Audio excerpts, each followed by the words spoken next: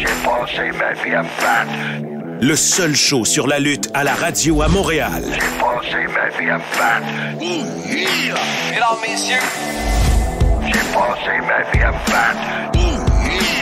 Mesdames, messieurs. Mesdames, messieurs. J'ai passé ma vie à me battre. Un peu partout dans le monde. Soyez-y, mesdames, messieurs.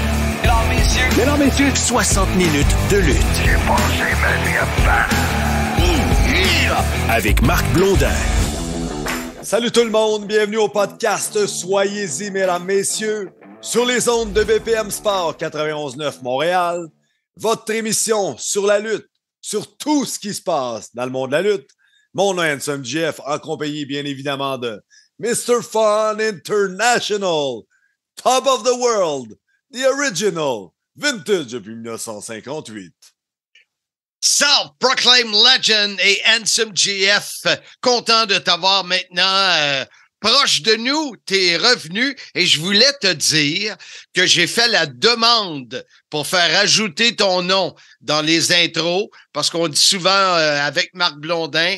Je l'ai demandé, c'est avec Marc Blondin et Handsome GF, mais la commande est de l'air de backorder. Comment vas-tu, mon chum? Ça va super bien toi-même? Oui, ça va bien, ça va bien. Écoute, le soleil m'attend bientôt. Ben oui, tu quittes pour Punta Cana, si je me trompe. Exactement, un petit 2 semaines avec ma chérie d'amour sous le soleil radieux. Alors, ça va être parfait, parfait. Écoute, les auditeurs de BPM Sport qui n'étaient pas des auditeurs du podcast ne connaissent pas ce segment, mais je ramène sur les ondes de BPM Sport le fameux segment « Les nouvelles de Blondin ». Alors, on débute en rafale. Parle-moi du groupe Facebook. Écoute, le groupe Facebook, depuis qu'on est avec BPM Sport, c'est notre 3e émission cette semaine. On a beaucoup de demandes. On avance très vite vers le 3000 membres. Alors, c'est là qu'on vous donne tous les détails de ce qui se passe. Alors, groupe Facebook, soyez-y, mesdames, messieurs. Allez vous inscrire. Ça va me faire plaisir de vous accepter. Et vous pouvez poser des questions. Vous pouvez participer. Alors, ça vaut la peine. Groupe Facebook, soyez-y, mesdames, messieurs. Parle-moi du livre le plus populaire du monde littéraire en ce moment. Bah, peut-être pas le plus populaire, mais ça va bien. D'ailleurs, dans 2 semaines, je serai au Wrestle Jam au Château Royal de Laval pour un week-end de festivités pour WrestleMania. D'ailleurs, j'aurai Théo, un des organisateurs, la semaine prochaine en entrevue avec nous pour nous en parler. Et oui, le livre, vous pouvez le commander sur sim.shop ou en m'écrivant en privé. C'est la grande histoire de ma petite vie, un livre qui a été coécrit par Bertrand Hébert et moi-même et j'en suis très fier. Alors, il reste encore des copies, mais il n'en reste pas pour longtemps. Bertrand Hébert, celui qu'on surnomme maintenant le professeur. Exactement. Hey. Et oui, vas-y. Hey, pour terminer le premier bloc, parle-moi donc de Simmania. Ça en est rendu où, ce spectacle de grande envergure? Écoute, Simmania a lieu le 7 mai, c'est un dimanche à 19h à la brasserie L'Entêté de Mirabel. Si vous êtes sur le groupe, vous allez voir tous les détails. Écoute, il reste peut-être une 20aine de billets, peut-être moins. Alors, c'est certain qu'avant que je revienne de Punta Cana, on devrait être sold out. Et Handsome GF n'a toujours pas été annoncé sur le spectacle. Imagine-toi. Les 2 premiers collaborateurs, mon Handsome, Lufisto, enfin, qui fait son entrée sur le Soyez-y, mesdames, messieurs. Oui, c'est bon, ça. On l'attendait, notre ami Lufisto. Et on a également Jean-François Kelly, que lui va nous parler de ce qu'il pense qui va arriver avec Bryan Danielson. Donc, on débute le bloc d'entrevue que tu as réalisé avec Lufisto, suivi de notre ami, la légende vivante, Jean-François Kelly. Enfin, c'est le mot qui me vient en tête. Lufisto est avec nous. C'est notre 3e épisode sur BPM Sport. C'est le numéro 105 du Soyez-y, mesdames, messieurs. Lufisto, bienvenue, ma chère collaboratrice. Bien, merci beaucoup. Je suis super contente de faire partie de l'équipe. Aussi souvent que je pourrais être là, ben je vais l'être. Puis justement, tu dis ça aussi souvent que je vais pouvoir être là parce que ce soir, ben là, présentement, tu es à Toronto et ce soir, tu luttes pour la GCW. Effectivement, la Game Changer Wrestling, qui est probablement la plus grosse indépendante en ce moment. Puis, c'est un de leurs premiers, même je pense, c'est le premier gala en sol canadien, si on compte pas celui qui a eu lieu la semaine passée à justement la IWS, qui a été un immense succès à l'Olympia. Donc, bon, ce soir, c'est Toronto, puis j'ai la chance ou la malchance de faire face à Rina Yamashita, qui est la championne, en français, on dirait ultra violente. Par contre, c'est pas un match avec néon, punaise, barbelé. Mais comme la Game Changer Wrestling, il n'y a pas nécessairement beaucoup de règlements. Ben, on pourrait s'attendre à quelques armes ici et là et quelques batailles dans la foule. Chose certaine, tu auras à peu près une semaine pour récupérer de ce combat-là, parce qu'après, tu t'en vas au Mississippi. Ben oui, c'est la première fois. Exactement. Puis c'est la première fois que je vais au Mississippi. Pour moi, c'est un nouvel État vraiment à découvrir. Fait que je suis tout le temps super contente c'est ça, d'aller dans des nouvelles places. Pour une lutteuse, c'est toujours un défi de travailler avec des nouvelles foules, de rencontrer des nouveaux gens. Puis, j'attends la confirmation, mais si tout va bien, le 24, je vais lutter contre une lutteuse locale. Par contre, le lendemain, le 25, mon adversaire sera Camille de la NWA. Puis, j'attends vraiment la confirmation, ça va être probablement pour le titre féminin de la NWA. À ce moment-ci, pendant que je te parle, j'ai pas certitude à 100%, mais disons qu'à 90% que oui, je vais avoir droit à une chance au titre de la NWA, qui est extrêmement prestigieux. Mais Oui, fait que c'est une belle opportunité, puis quelque chose de nouveau aussi en même temps. Fait que oui, j'ai bien hâte à celui-là. Et le week-end de WrestleMania, le vendredi et le samedi, tu seras quand même pas trop loin de Montréal. Tu vas être au New Jersey. Et je pense que c'est quelque chose qui va te ramener plusieurs années en arrière. Oui, effectivement, parce que je lutte pour la ICW No Holds Barred, qui est une fédération qui est plus axée encore sur l'extrême. La chose particulière de cette promotion-là, c'est que le ring n'a pas de câble, c'est des chaînes. Aïe, aïe. Donc, oui, il n'y a pas beaucoup de règlements. Et pour mon premier combat avec eux, ben je retrouve une ancienne rivale.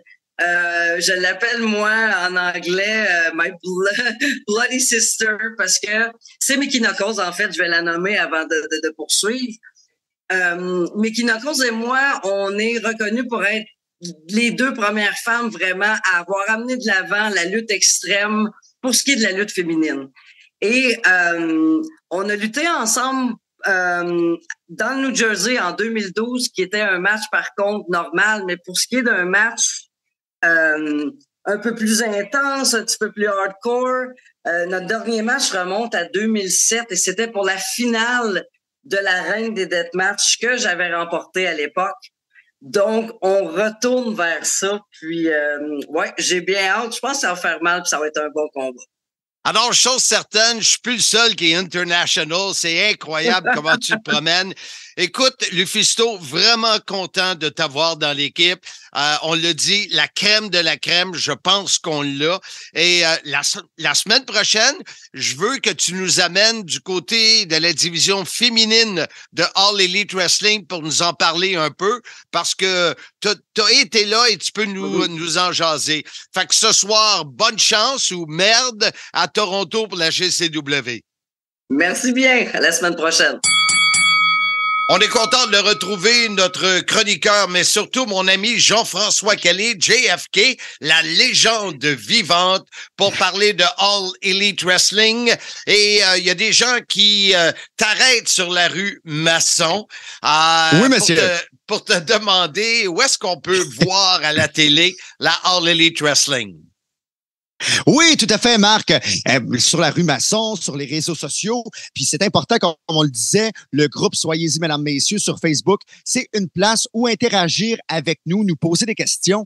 Il y a quand même quelques personnes qui nous ont posé la question, c'est où on peut regarder la All Elite Wrestling. Premièrement, il y a Dynamite. Dynamite, c'est une émission de 2 heures qui est disponible à chaque mercredi en direct sur TSN2 au Canada. C'est de 20h à 22h. C'est l'émission phare, la première émission de la All Elite Wrestling. C'est à voir. Donc, c'est sur TSN2. Il y a une deuxième émission également, Marc, qui s'appelle Rampage. Rampage, c'est 1 heure, donc un format plus court que Dynamite, bien évidemment. Elle, c'est disponible le vendredi soir. C'est diffusé sur TNT aux États-Unis. Et lorsque c'est diffusé sur TNT, il y a une diffusion simultanée sur le tsn.ca pour tous les abonnés de TSN si on est abonné via le télédistributeur. Donc, allez sur tsn.ca dans la section streaming du tsn.ca et vous allez voir la diffusion simultanée de Dynamite, plutôt de Rampage en même temps que TNT aux États-Unis. Puis fait à noter que les 2 stations qui diffusent aux États-Unis la All Elite Wrestling, TBS et TNT, on les connaît bien parce qu'elles présentaient la WCW auparavant. Oui, dans le temps de la famille de Ted Turner. Exactement. Jean-François, Jeff Jarrett, fans des Prédateurs de Nashville. Oui. Écoute, est-ce qu'il y a une possibilité que All Elite décide de faire des spectacles non télévisés? Ah oui, tout à fait. Qu'est-ce qu'on dit dans le milieu? Ben, les house shows, les spectacles non télévisés, tu as le terme exact en français. Oui, il y a des possibilités. On en parle depuis quand même plusieurs mois, depuis que Jeff Jarrett a été engagé à la All Elite Wrestling. Il a été engagé principalement pour ce rôle-là. Moi, j'adore le fait qu'il ait été engagé parce que il est un lutteur actif présentement et j'adore Jeff Jarrett sur un ring de lutte.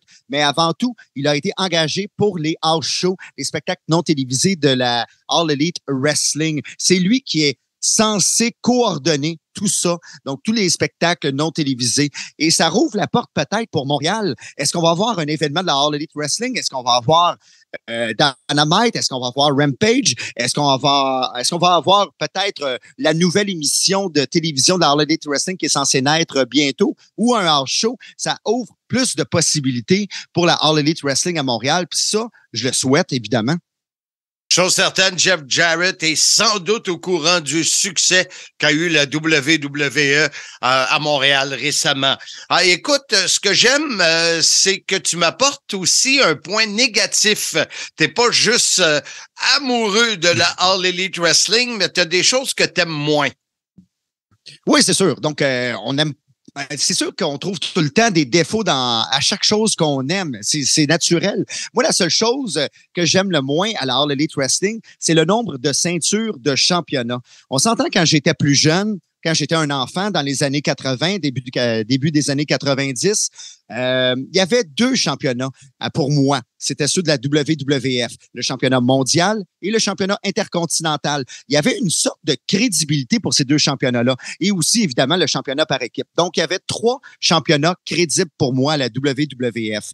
Alors, l'Elite Wrestling, ben, il y en a plusieurs. Donc, il y a les champions trio, il y a plusieurs champions en solo, les champions par équipe. Donc, des fois, on s'y perd avec le nombre de championnats. Donc, c'est le point négatif que je trouve de la All Elite Wrestling, c'est que souvent, il y a trop de combats de championnats dans les émissions à la télévision. Ça enlève un peu de prestige, selon moi. Mais c'est mon point de vue, là. Peut-être que d'autres personnes aiment ça, voir souvent les ceintures être défendues, là. Et en terminant, Jean-François, Bryan Danielson, on l'a vu et on l'a surtout entendu dire « Still I'm going home ». Ça veut dire quoi pour Jean-François? Quelle est la légende vivante?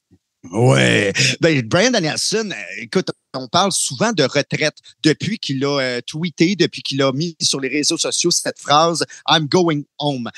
Mais la principale maison de la lutte professionnelle de Bryan Danielson, selon moi, c'était la Ring of Honor ROH. C'est qu'est-ce qui lui a permis de s'avancer de plus en plus vers la WWE, où elle a gagné le championnat mondial, vers la All Elite Wrestling. Mais à la base, comme je le disais, la ROH, c'est sa fédération mère. C'est là que la plupart du monde l'a connu. D'ailleurs, il a fait partie du premier spectacle de la Ring of Honor ROH en février 2002. Et c'est un combat de triple menace de mémoire. Et vraiment, si une place qu'on peut appeler sa maison, c'est la place qui nous a fait naître. Et il s'agit, dans le cas de Bryan Danielson, de la Ring of Honor. Et vu que la Ring of Honor appartient maintenant à la All Elite Wrestling, c'est-à-dire Tony Khan et son père, mais je pense que la porte est grande ouverte pour un retour de Bryan Danielson à la Ring of Honor. Alors, ça sera surveillé dans les prochaines semaines, ce qui va arriver avec ce lutteur vedette. Jean-François Kelly, merci beaucoup et surtout à la semaine prochaine. Ici, PCO, the French Canadian Frankenstein. Vous écoutez Soyez-y, mesdames, messieurs, avec Marc Blondin et Hanson GF. It's alive! It's alive! La foule est en délire, the fool is in the liar. Avec Marc Blondin, la voix de la lutte au Québec. Soyez-y, mesdames, messieurs. Non, messieurs! BPM Sport. On est de retour au podcast Soyez-y, mesdames, messieurs, et on continue la route vers WrestleMania, spectacle qui aura lieu les 1er et 2 avril prochains. Blondin, tu as eu la chance de t'entretenir avec notre ami, mon ami, Sly, Sylvain Grenier, et aussi tu as eu la chance de discuter avec Smom Dax. Qui est Smom Dax?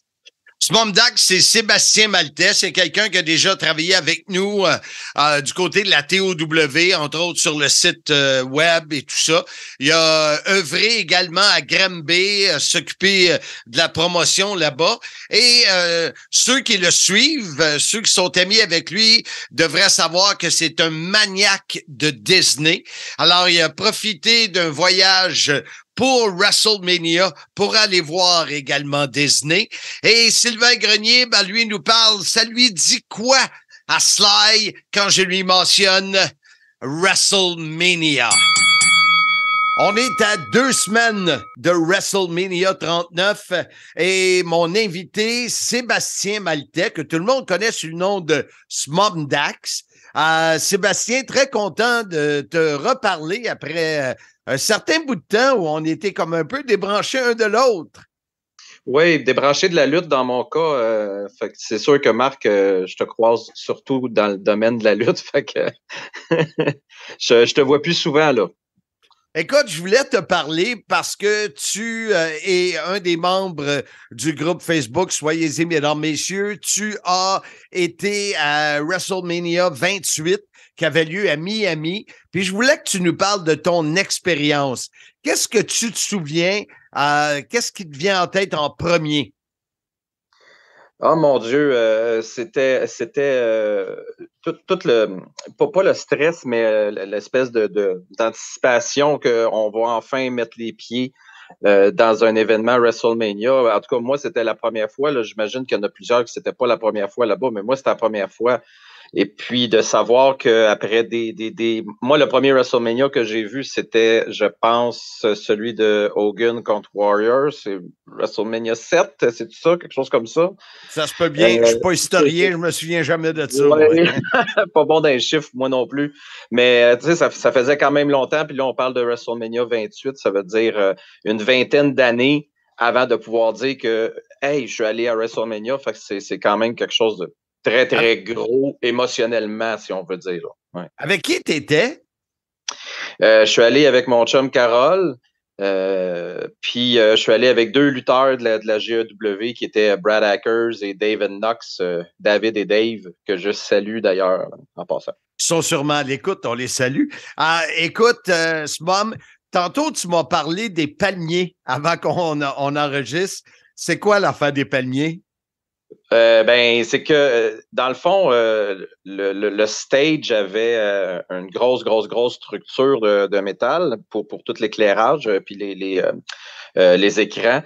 Et puis, c'était déguisé en palmier, un peu semi-transparent, ce qui fait que de notre position, puis plusieurs autres personnes, là, ça cachait un peu le ring puis l'action. Là, ouais.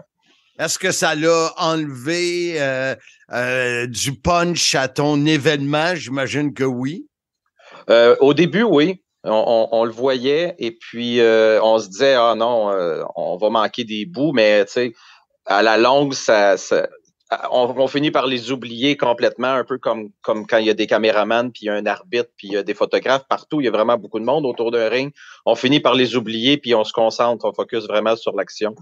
Ce qui fait que les Palmiers, c'est seulement peut-être le premier match, puis après ça, on s'en fout complètement, là. Qu'est-ce que tu retiens le plus de WrestleMania 28? Le feeling d'être dans un stade de 75 000 et plus personnes, ça, c'était quelque chose tu sais, je suis allé récemment au Centre Bell et puis tout le feeling du Centre Bell avec plus de 15 000 personnes, c'est déjà quelque chose de gros. Et puis là, on parle de pas 10 fois, mais 5 et 6 fois plus de personnes. C'est tout un feeling. Puis à cette époque-là, il y avait l'Undertaker qui a eu un match aussi. On en a des frissons, là. C'est incroyable, là.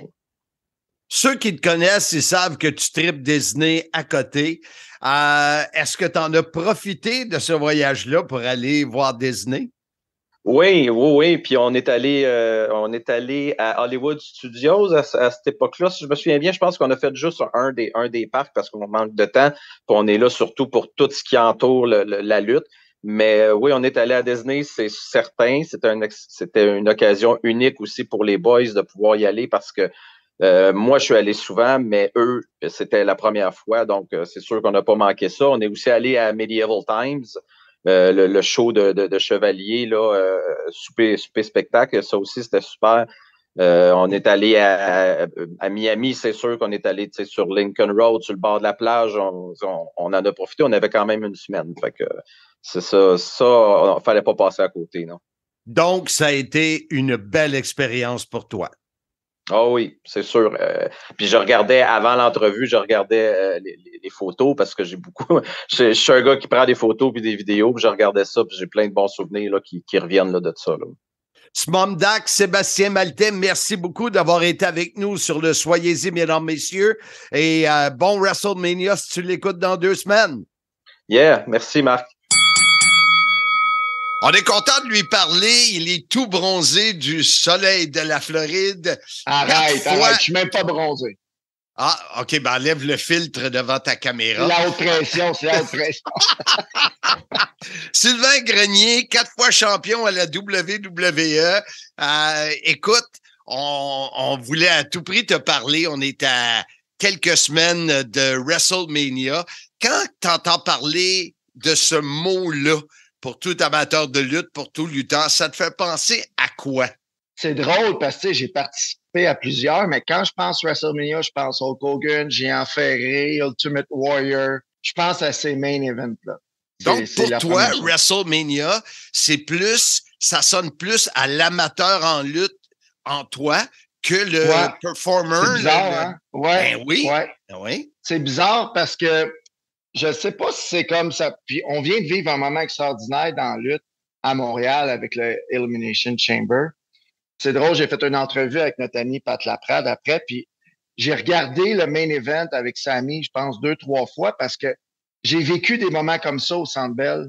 Je l'ai vécu, les frissons, le monde crie ton nom. C'est tellement un beau moment. Puis à WrestleMania, j'ai vécu des moments avec Hogan dans Reign. Qui a été dans Reign en même temps qu'Hulk Hogan à WrestleMania pour avoir une altercation avec lui? Moi, j'ai eu la chance de le faire. Je suis peut-être des 10 dans le monde qui ont fait ça.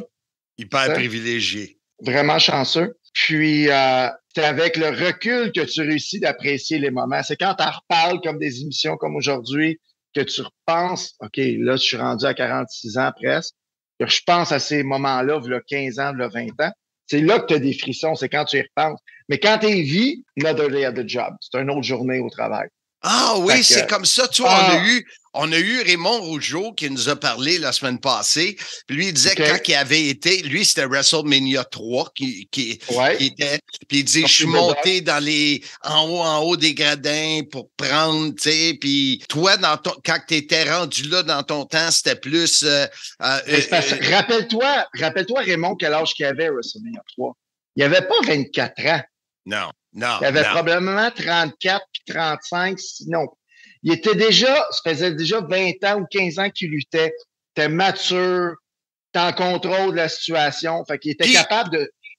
Puis Mania, c'était nouveau, là. C'était rien que le troisième. C'était pas comme quelque chose qui devient une habitude, là. Non, t'as un bon point, mais eux autres, ils voyaient déjà c'était quoi l'amplitude, parce que le premier, puis le deuxième, puis là, le troisième, c'était le plus gros de tous les temps. Il y avait 100 000 personnes. Fait que c'était encore plus mémorable. Moi, j'étais chanceux, j'ai participé à plusieurs, puis WrestleMania a été un pivot dans ma carrière, parce que quand je me suis cassé le cou, en 2003, si je me souviens bien, j'étais blessé, puis Rob Conway puis René avaient tenu le flambeau de la résistance. Moi, j'ai été 6 mois sans lutter.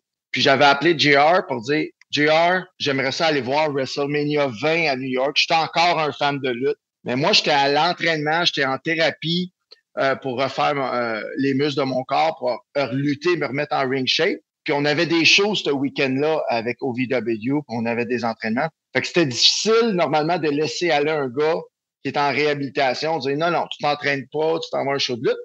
Mais JR m'avait dit, OK, mais il faut que tu payes tes affaires. Fait que j'avais payé mon vol d'avion, j'avais payé mon hôtel. Puis le samedi avant le WrestleMania, je suis dans le Green Room. La Green Room, c'est à l'hôtel où c'est que tout le monde se rassemble. Puis je reçois une claque dans le dos. Ah, je me souviens de ça, tu m'en as parlé. Claque dans le dos. Je me tourne de bord, c'est Vince. Vince me fait un gros câlin. Hey, how are you? Doing great, great to see you. Papa. 2 jours plus tard, j'ai recommencé à la télé. Ah ouais. Il t'avait testé. Il m'a testé. Fallait que je sois là. Puis dans les WrestleMania que tu as participé, t'en choisissais un, c'était quoi? Parce qu'en équipe, c'était les batteurs royales. C'était juste un show dans le temps. Fait que c'était limité. Il y avait entre 8 et 10 combats. Puis dans le temps, les tag teams, c'était populaire, mais pas autant qu'aujourd'hui. C'était comme un petit peu dans middle card, les champions. Mais moi, mon WrestleMania moment, il faut que ça soit avec Hulk Hogan puis Vince à Seattle. C'était extraordinaire. T'étais l'arbitre de Vince, là, c'est ça? Ouais. Le moment est extraordinaire, mais c'est le avant, pendant, après. T'es avec Vince puis Hogan pour toutes les préparations de match. T'es un moment important du match pour pas qu'il y ait de fuck-up. Faut que tu frappes un autre arbitre. Qu'est-ce qui allait en découler de ça, supposément? Fait que c'était gros, ce match-là. Là. Hogan, Vince, c'était big. C'était un main event. Ouais, fait que j'ai participé à ça. Fait que, puis ça, j'étais pas sous contrat encore. Hey boy! Fait que, tu sais, c'était vraiment big. Fait que j'imagine que ta performance a fait que ça a facilité que tu aies un contrat par la suite. Ah ben oui, c'est officiel. Ils pouvaient avoir confiance, j'étais capable de parler au micro, même si mon anglais n'est pas ce qui était aujourd'hui. Ils ont vu que j'étais capable de performer under pressure. Fait que ça a été la base. Mais WrestleMania, pour moi, j'étais encore le kid qui regarde Hogan, puis Andre, puis Warrior, puis Hogan. C'était encore ça en tant que fan. T'sais. Est-ce que cette année, tu vas écouter les 2 soirs? C'est une bonne question. C'est beaucoup, honnêtement, je vais regarder, sûrement comme j'ai fait à Elimination Chamber, Sammy puis Kevin, parce que je trouve que c'est les histoires vraiment bonnes. Puis c'est pas des histoires de lutte, c'est des histoires. Ouais, c'est ça. C'est des bonnes histoires. J'ai hâte de voir le finish. Fait que, non, je suis excité. Les fans de lutte, c'est un moment excitant. Regarde-toi avec Cinmania, t'es déjà presque sold out. Ben oui. J'annonce au monde, là. Vous avez trop attendu, là. Fait qu'imagine si Sly will be back in town. Ça serait tout un choix du président. Écoute, Sylvain, merci beaucoup pour ce temps aujourd'hui de nous avoir parlé de WrestleMania. Puis on se redonne des nouvelles bientôt, mon chum. Salut tout le monde. Hey, je pense à ça, Blondin. On n'a pas eu, toi, ton meilleur moment à WrestleMania. Est-ce que je peux prendre une chance en disant que ton meilleur WrestleMania serait WrestleMania 3? Tu peux prendre une chance, Handsome, mais comme tu le sais, malheureusement, j'ai pas de souvenir à part le stationnement. Mais je me suis promis de me taper le DVD pour être capable de voir si ça va faire ouvrir des tiroirs de la mémoire. Mais tantôt, on a eu Sly en entrevue et grâce à ses contacts et grâce à Pat Patterson, on a ouvert le stade Levi qui est à San Francisco où les 49ers jouent. Alors, j'étais là pour WrestleMania 31 avec Sly et on a eu énormément de plaisir, de beaux souvenirs. Toi, de ton côté, mon handsome, t'as-tu quelques anecdotes ou t'as-tu un WrestleMania qui t'a frappé plus qu'un autre que t'aurais vu live? Ouais, j'ai assisté à 2 WrestleMania, mais celui qui m'a marqué le plus, c'est WrestleMania 18 qui était à Toronto. Écoute, j'étais tout jeune à l'époque. En 2002, j'avais 22 ans, jeune et fringant. J'étais descendu là avec un ami de hockey, Patrick Lopez, pour pas le nommer, et une autre personne que peut-être que les gens à l'écoute connaissent, Kevin Steen, maintenant connu sous le nom de Kevin Owens. Puis écoute, c'était toute une carte. Puis le quart de finale, c'était Rock Hogan. Icon versus Icon. Puis les gens ne savaient pas à quoi s'attendre de ce match-là. Mais on a été debout tout le long. On a crié comme des fous tout le long. Après ce match-là, on a eu mal à la tête. C'était épouvantable tellement ça nous avait grugé du jus. Puis après ce match-là, c'était un match féminin. Jazz contre Trish Stratus et Lita. Et la foule était complètement morte. Et la finale, c'était Triple H contre Chris Jericho. Puis là, les gens s'en allaient. Il n'y avait plus personne qui avait de l'énergie. C'était incroyable.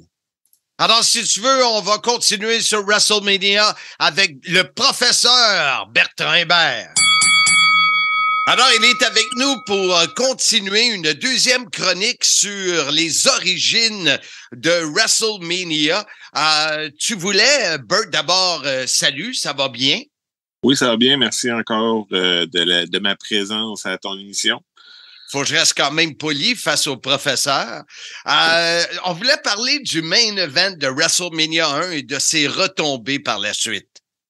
Effectivement, donc, on a Hulk Hogan en équipe avec Mr. T, qu'on a expliqué la semaine dernière, qui était une des plus grandes vedettes de la télévision et du cinéma à ce moment-là, contre Paul Orndorff et Roddy Piper. Et là, on a le seul match en équipe qui va jamais être en finale d'un WrestleMania. Et après avoir tout misé, là, parce que la compagnie mise tout sur WrestleMania, ça va être un succès financier, là, parce que, bon, Pat m'a raconté que Vince lui avait dit, si ça marche pas, je sais pas qu'est-ce qu'on fait lundi, mais on va être obligé de mettre la clé dans la porte pour mettre ça. Donc, il y avait pas de farce à faire avec tous les circuits fermés partout. On avait investi beaucoup en location puis en présence un peu partout dans les territoires et ça a un impact financier important. C'est un point culminant qui va faire que la WWE va être en santé financière à partir de ce point-là et va continuer sa lancée, là, commencée depuis environ 2 ans. C'est WrestleMania 1, le main event, c'est Billy Martin, c'est Liberace, c'est les Rockets. C'est exactement ce que WrestleMania va devenir aussi avec le temps. Donc, l'endroit où les célébrités vont venir se pointer dans le monde de la lutte professionnelle. Donc, c'est vraiment la genèse là, de ce concept-là, de cette idée-là qu'avaient Vince McMahon et Pat Patterson. Et souvent, quand tu as une entreprise, que ce soit à n'importe quel niveau, à un moment donné, tu as besoin d'un coup de chance et d'un push. Je te dirais que si on en parle aujourd'hui, quelqu'un m'écoute, va dire « Ouais, la chance, ça fonctionne tellement bien », mais à ce moment-là, peut-être que c'était aussi un coup de chance. Mais il y a une partie des deux, parce que tant que tu l'as pas fait, tu sais pas si tu vas réussir et que les gens vont embarquer comme ça à grandeur du pays, puis du Canada là, avec les circuits fermés, là, parce qu'il y a certains endroits où on a annulé la présentation en circuit fermé parce que l'avance de billets était trop faible afin de limiter les coûts de cette production-là puis d'éviter des pertes qui pourraient avoir un impact. Donc, il n'y avait pas de farce à faire à ce moment-là. On a tout mis dans la balance puis on a réussi. Donc, à partir de là, on va construire là-dessus. Mais comme on le voit par la suite avec WrestleMania 2, on n'a pas toujours des bonnes idées qui vont jusqu'au bout des choses. Mais justement, parlons-en de WrestleMania 2. Parce que j'imagine qu'un coup que tu as ce succès-là, là, tu dis, OK, what's next? C'est quoi qui est la suite? Et voilà, on était au Madison Square Garden, la mecque de la lutte, la maison mère de la WWF. Là, on dit comment on peut faire ça plus gros WrestleMania 2. C'est toujours ça, WrestleMania, c'est comment on peut être encore plus incroyable que l'année précédente. Et là, on va se dire, on va faire une diffusion simultanée de 3 arénas différentes. On va faire un aréna à Long Island, on va faire un aréna à Chicago, puis un aréna à Los Angeles. Fait que là, ça a l'air facile comme ça en 2023. Trois time zones, diffusion en simultané. Aujourd'hui, les satellites, puis l'Internet, tout ça, c'est relativement simple comme concept. Mais à l'époque, ça demande toute une stratégie et une technologie assez complexe qui aussi incroyable que ça puisse paraître, on va réussir au niveau technique la diffusion des 3 événements. Donc, on sépare les lutteurs en 3 villes, puis on va présenter ça. Donc, à ce niveau-là, au niveau technique, ça va bien. Au niveau succès, on a un main event de King Kong Bundy contre Hulk Hogan, qui est peut-être pas le meilleur main event de l'histoire de WrestleMania. On a quelques bons combats, comme le match des British Bulldog avec Brutus Beefcake et Greg Valentine. Mais au final, on n'a pas le même succès financier puis le même succès au niveau de la critique, si on veut. Là. C'est pas le WrestleMania dont on se souvient avec le plus de fierté et de joie au cœur, admettons. Ça manque de WrestleMania moment, peut-être. Et on va, puis en même temps, on sépare toute l'équipe de production aussi. Là. Pat est à Chicago, Vince est à Los Angeles. Ça fait que le chef est pas partout en même temps. Donc, c'est un concept qu'on ne revisitera jamais. Et comme on l'a vu dans notre première chronique, on va s'en aller plutôt vers WrestleMania 3 avec un stade, un seul endroit. On a été pour un plus gros endroit plutôt que 3 petits endroits finalement. Et ça va devenir, avec le temps, le point culminant de ce qu'on voulait faire de WrestleMania. Puis c'est ce qu'on va parler un petit peu la semaine prochaine avec WrestleMania 17. Oui, pourquoi tu as choisi 17 dans quelques secondes? C'est un point culminant dans l'histoire de la lutte. Peut-être que la lutte n'a jamais été aussi populaire qu'à ce point-là dans le temps, puis on verra pourquoi et comment, et pourquoi ce n'est plus ce que c'était non plus par rapport à 2001 et WrestleMania 17. Bien hâte, monsieur le professeur, de vous entendre la semaine prochaine au Soyez-y, mesdames, messieurs. Bertrand Hébert, merci beaucoup pour ce cours d'histoire. Salut la compagnie, ici Jean Brassard. C'est pas croyable la chance que vous avez de pouvoir enfin syntoniser une émission radio-podcast sur la lutte, ici même, sur BPM. C'est Soyez-y, mesdames et messieurs. Et puisque vous êtes entre les mains de Marc Blondin, vous pouvez être certain que ça va faire ouch! L'arbitre demande le bris et on parle pas de fromage. Le seul show sur la lutte à la radio à Montréal. Avec Marc Blondin. Soyez-y, mesdames, messieurs. Mesdames, messieurs. Mesdames, messieurs.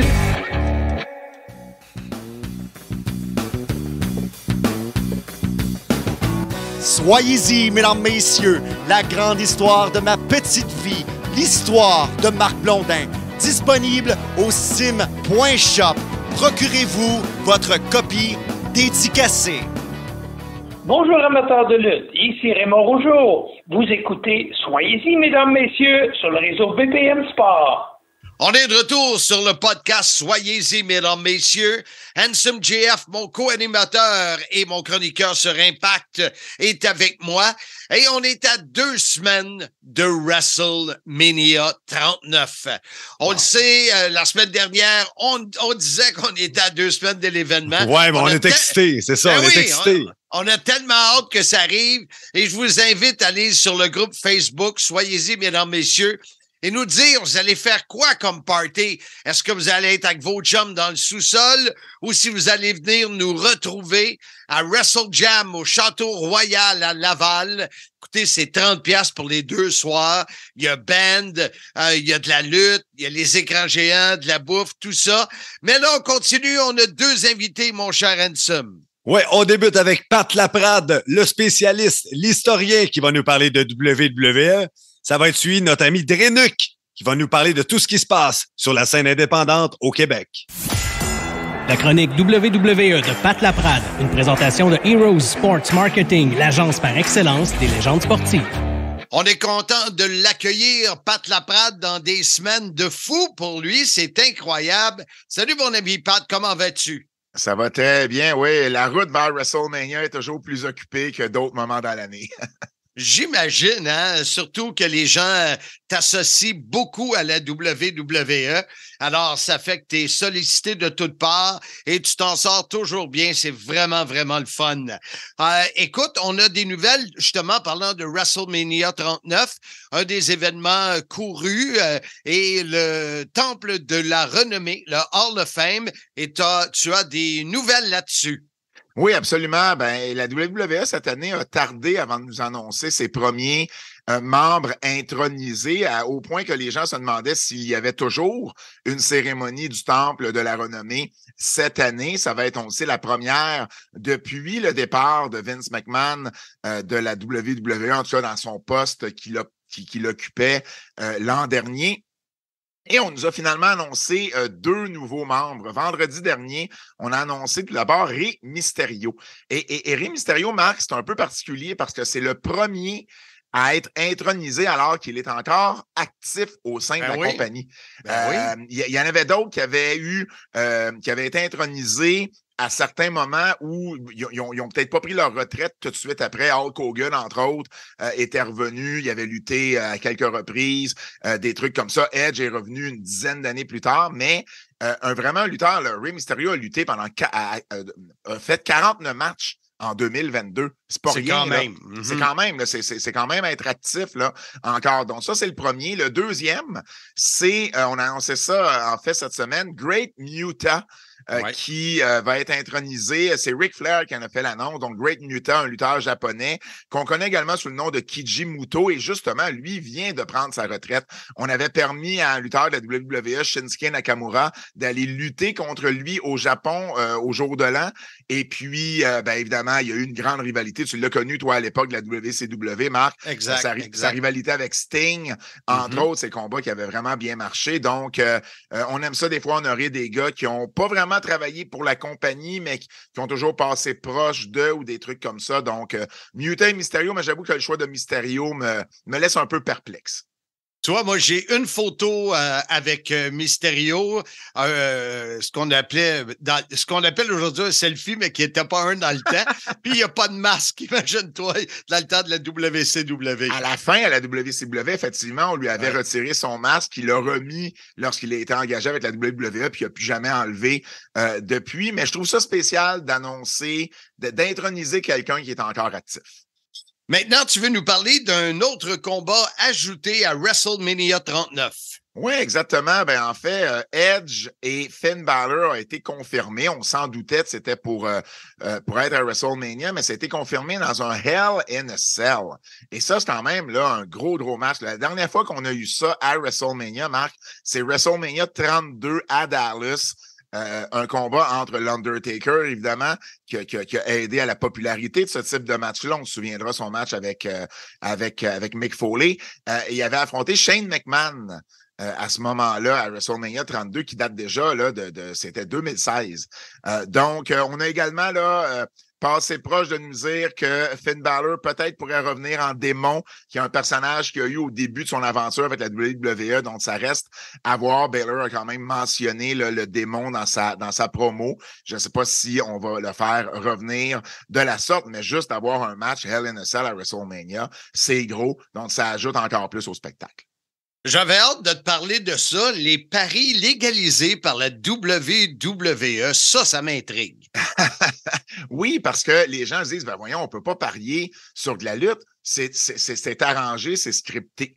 Mais la WWE a fait des applications dans 3 États américains, au Colorado, au Michigan et dans l'Indiana, justement pour légaliser ce qu'ils appellent, eux, en anglais, ils utilisent l'expression high profile matches, donc des gros combats, des combats importants. Donc, ce ne serait pas n'importe quel combat à Raw ou à SmackDown, probablement des matchs dans des pay-per-view, des plus gros événements. Et on se base beaucoup sur ce qui est fait avec les Oscars et les Emmys et d'autres cérémonies de prix où, tout comme à la lutte, les gagnants sont connus à l'avance. mais les noms des gagnants sont protégés. Et la WWE a même engagé la firme Ernst & Young pour aider justement à sécuriser le résultat des matchs, pour démontrer là, à ceux qui décident que ça ne sera pas divulgué au public. Uniquement un très, très, très petit nombre de personnes seraient au courant de qui gagnerait les matchs et ça serait décidé des mois à l'avance. J'ai des doutes là-dessus, Marc, parce que moi aussi. La WWE qui décide des mois d'avance d'un gagnant, des fois, ça change la journée même. Donc, j'imagine qu'il faudrait avoir une structure au niveau de scripter, au niveau des scénarios, qui serait beaucoup plus basée sur le long terme qu'on l'a en ce moment. Mais ça se fait vraiment dans certains États américains pour des cérémonies de prix. Donc, je comprends le lien. Le Colorado a déjà dit qu'il n'embarquerait pas là-dedans parce qu'eux autres ne permettent pas justement les paris sur les cérémonies de prix, mais l'Indiana et puis le Michigan n'ont pas encore statué là-dessus. N'oubliez pas ce qu'on dit, le Colorado, c'est bien plus beau que les États-Unis. Pat Laprade, merci beaucoup. On se parle la semaine prochaine, à une semaine de Mania. Hey, salut, bye-bye. La chronique WWE de Pat Laprade, une présentation de Heroes Sports Marketing, l'agence par excellence des légendes sportives. On est content de recevoir notre chroniqueur sur la lutte indie au Québec, André Terrien, mieux connu sous le nom de Drenuc, le mouton noir de la lutte québécoise. Comment ça va, jeune homme? Le mouton noir, mais qui s'en vient de plus en plus gris. Ça va bien, Marc. Ouais.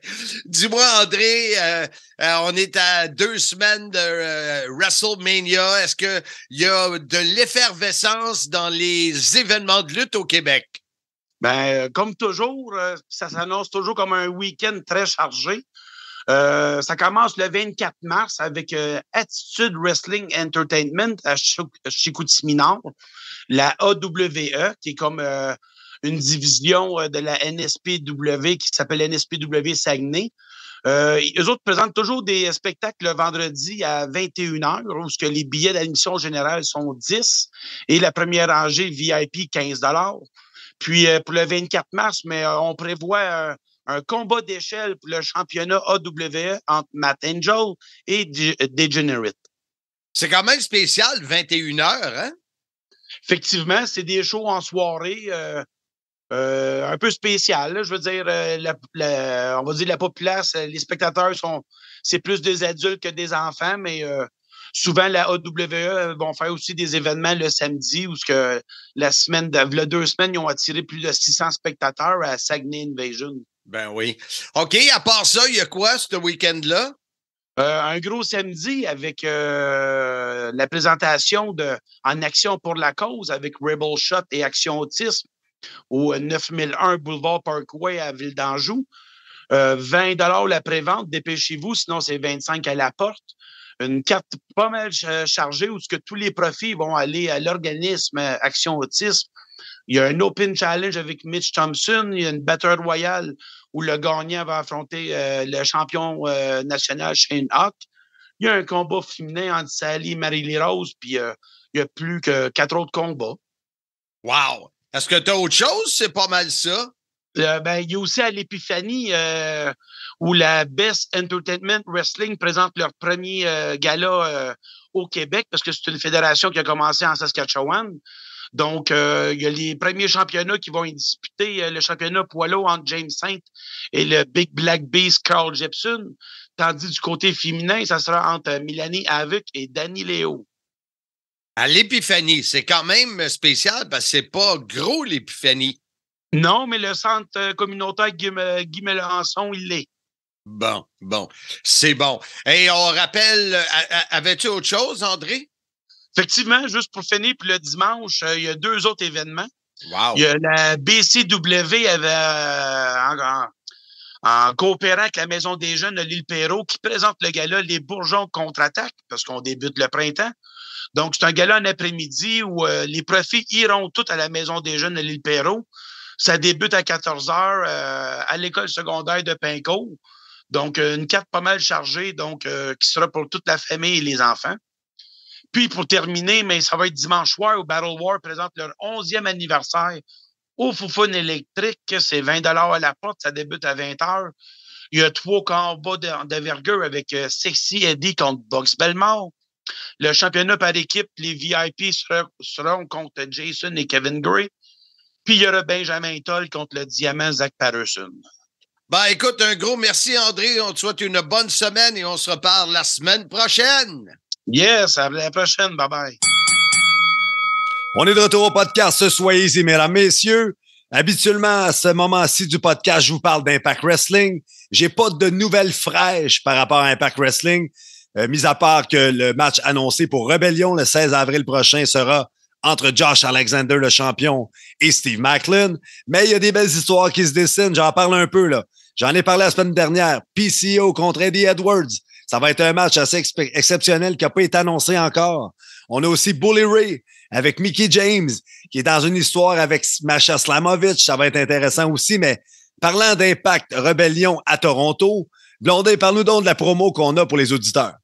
Ben d'abord, les gens le savent. S'ils le savent pas, on va leur dire. On va être là, nous autres, aux abords du ring. Oh que oui! Rébellion, pour toute la francophonie, incluant l'Afrique, mon handsome. Et puis, Dieu sait qu'il y a des fans d'Impact Wrestling et de Marc Blondin en Afrique. Mais c'est dommage parce qu'ils captent pas BPM Sport, mais ils peuvent quand même capter le podcast. Il n'y a pas de problème de ce côté-là.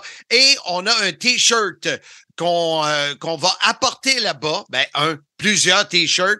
Il y a les 4 logos des 4 événements payants qu'on fait en français et on va les faire signer là-bas à Toronto par notre champion Josh Alexander et ou Speedball Mike Bailey. Alors, vous nous écrivez, soit Ansem, soit moi, sur nos réseaux sociaux. C'est 30 $ le T-shirt pour une signature et 40 $ pour les 2 signatures sur le T-shirt. C'est un item de collectionneur et en même temps, ça nous aide, nous autres aussi, à défrayer nos dépenses pour aller couvrir les événements de Impact Wrestling. Puis là, ça se vend comme des petits pains chauds. On en a une vingtaine de vendus. Donc, perdez pas de temps. Contactez Marc Blondin ou Handsome GF, Jean-Frédéric Clément pour les intimes sur les médias sociaux. Ça va nous faire plaisir de passer une commande et ça va nous faire plaisir que vous nous encouragiez d'être là-bas à Impact à Toronto.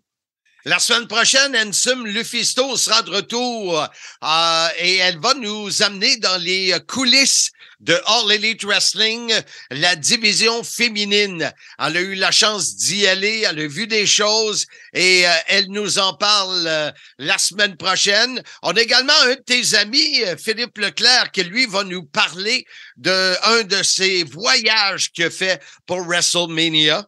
Oui, Philippe Leclerc, là, pour le mettre en contexte, c'est un professeur d'histoire, un maniaque de lutte qui a déjà été scripteur, booker sur la scène indépendante. Donc, j'ai bien hâte d'entendre l'entrevue que tu vas réaliser avec lui. Et finalement, on aura un des responsables de WrestleJam qui sera notre invité pour nous donner plus de détails.